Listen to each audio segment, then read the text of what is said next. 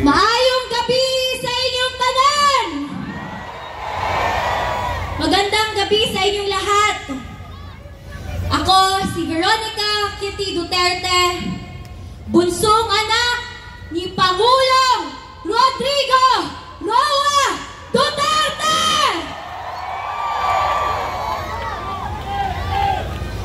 Una sa lahat, lubos na nagpapasalamat ako sa patuloy niyong pagmamahal at pagsuporta kay PRRD, sa amin na pamilya niya, at sa Duterte!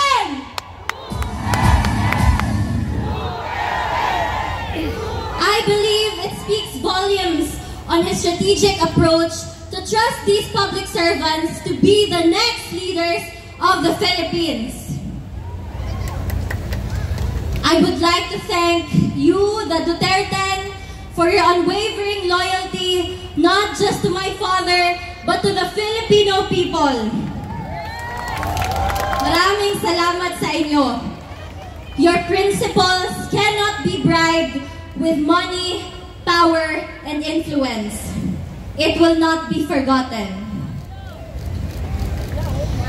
It has been my greatest honor in my 21 years. It has been my greatest honor to stand and fight for my country, my fellow men, my family, and for my father, who loved me into the woman I am today. Bago siya kinuha sa akin, the night before it happened, magkatabi pa kaming natulog.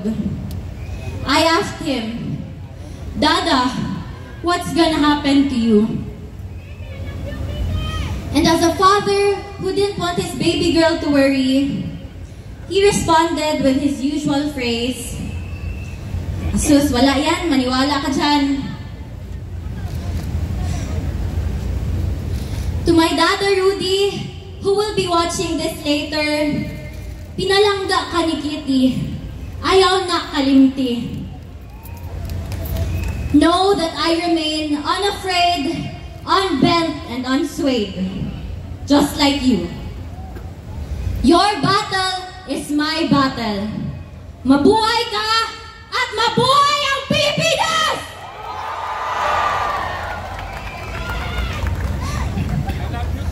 Muli kong iaabot ang personal na mensahe ni Tatay Digong para sa bawat Pilipino. Sabi niya, exercise your right to vote and do so wisely. My warmest greetings of love to every Filipino. Mga kababayan, mga kabataan, 4 na araw na lang bago ang eleksyon. Huwag niyong ipagbili ang inyong mga boto. Ipanalo